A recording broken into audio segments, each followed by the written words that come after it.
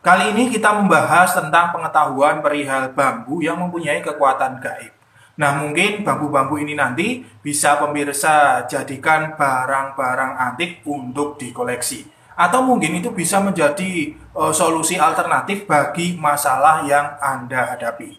Nah, setelah menonton video ini sampai tuntas ya, pemirsa itu bisa langsung cari sendiri bambu yang diinginkan sesuai yang telah kami jelaskan.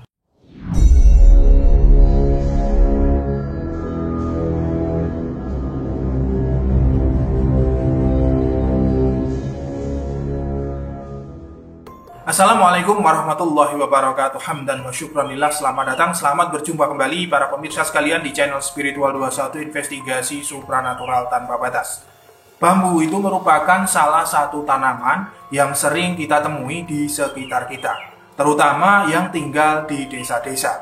Menurut para ahli tanaman bahwa sebenarnya bambu itu bukanlah masuk kategori pohon, tetapi masuk dalam jenis rerumputan. Namun tidak apalah ya menyebut pohon bambu. Toh itu hanya penamaan saja pemirsa. Orang-orang awam seperti kita ini menyebut pohon bambu ya karena memang tumbuh tinggi, batangnya keras, berkayu dan berongga. Beda dengan rumput ya, rumput yang kita kenal itu batangnya tidak keras seperti bambu dan tingginya tidak setinggi bambu. Bambu itu termasuk salah satu tanaman yang pertumbuhannya termasuk kategori lumayan cepat. Menurut penelitian, bambu itu mampu tumbuh kisaran 60 cm per hari atau bahkan lebih. Namun, tingkat pertumbuhan tersebut tergantung pada kondisi tanah dan iklim suatu wilayah. Jenis-jenis tanaman bambu di Indonesia itu ternyata sangat beragam. Berdasarkan data yang didapatkan di lapangan, spesies bambu di Indonesia itu terdapat kurang lebih 143 jenis bambu. Dan di Pulau Jawa sendiri itu diperkirakan terdapat 60 jenis bambu. Orang Jawa khususnya itu menyebut istilah bambu dengan nama pring ya. Kalau dalam dunia spiritual sering kita dengar ya istilah pring petuk, yaitu artinya adalah bambu petuk. Ada beberapa jenis bambu yang cukup populer di Nusantara, diantaranya bambu Jepang, pring ori, pring petung ya, pring ampel, pring apus dan lain sebagainya. Di zaman dulu bambu-bambu tersebut banyak digunakan sebagai atap rumah, sebagai pagar, sebagai gapura, dan bahkan di zaman penjajahan bambu itu dijadikan senjata untuk berperang melawan Belanda. Dalam dunia supranatural khususnya itu ternyata bambu itu ada yang mengandung energi gaib secara alamiah. Bambu seperti ini dinamakan dengan istilah bambu aji. Bambu aji ini ada bermacam-macam ya. Salah satunya yang paling masyhur yang kita kenal itu adalah bambu petuk. Namun selain itu ternyata masih ada lagi. Nah, kami sudah merangkumnya itu berdasarkan yang kami ketahui. Yang pertama adalah bambu pate lele.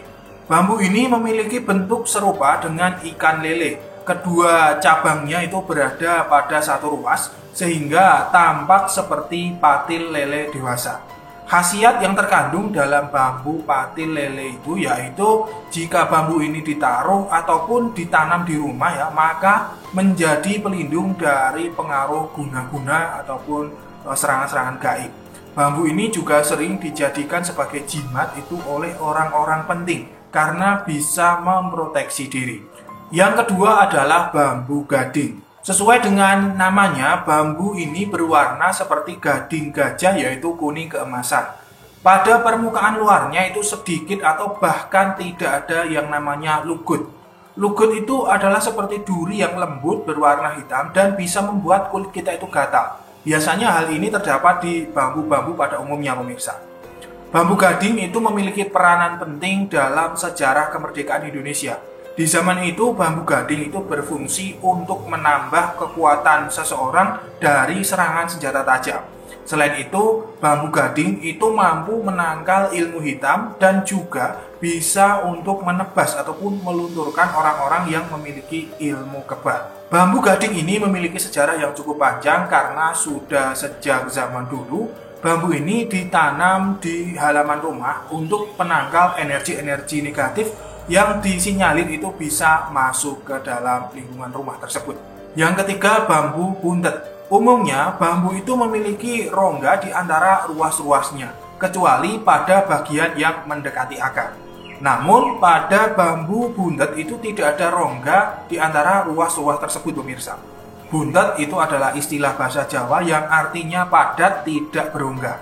Nah, bagian yang buntet ini ada di tengah-tengah, bukan yang dekat dengan akar. Bambu buntet ini cukup ampuh untuk dijadikan pegangan. Banyak cerita secara turun-temurun yang mengatakan bahwa orang yang memegang bambu buntet, tubuhnya akan kebal dengan senjata tajam. Bahkan bagi para dukun-dukun jalur kiri, menggunakan bambu ini untuk sarana ilmu santet. Yang keempat, bambu petuk. Nah, bambu inilah yang paling populer di antara bambu-bambu aji yang lainnya. Petuk merupakan istilah dari bahasa Jawa yang artinya bertemu. Bambu petuk adalah bambu yang ruasnya itu saling bertemu. Satu ruas menghadap ke bawah dan satu ruas itu menghadap ke atas. Bambu petuk ini bukan sembarang bambu pemirsa. Bambu ini dihuni ataupun ditunggui oleh sosok khodam dari golongan jin. Khodam inilah yang akan membantu pemilik bambu petuk itu untuk mendapatkan rezeki yang banyak, melimpah, terus kemudian membantu pengobatan, terus kemudian memancarkan kekuatan gaib dan lain sebagainya. Untuk menemukan bambu aji yaitu bambu petuk ini sangatlah sulit. Harus diperlukan upacara ritual tertentu terlebih dahulu. Dan perlu diwaspadai ya, banyak oknum-oknum spiritual itu yang menjual bambu petuk ini, tetapi adalah bambu petuk palsu. Bambu tersebut sengaja disambung dengan teknik-teknik khusus. Untuk itu, jangan sampai Anda sembarangan dalam membeli bambu petuk ini. Lebih baik cari di alam terbuka, jangan membeli dari seseorang. Yang kelima adalah bambu gantung. Bambu gantung itu juga sering disebut dengan istilah carang gantung. Artinya, cabang dari bambu tersebut menggantung. Bambu ini tumbuh sebagai tanaman baru pada bambu lain, serta memilih arah tumbuh itu yang berlawanan dengan batang induknya.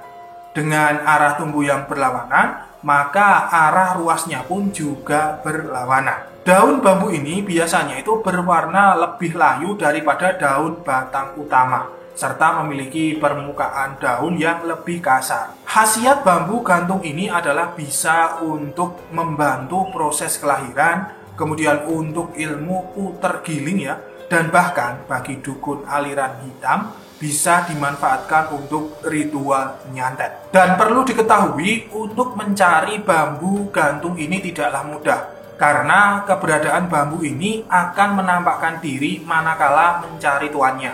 Biasanya tuan yang akan dipilih oleh khodam bambu ini akan mendapatkan ilham ataupun wangsit di mana bambu itu berada.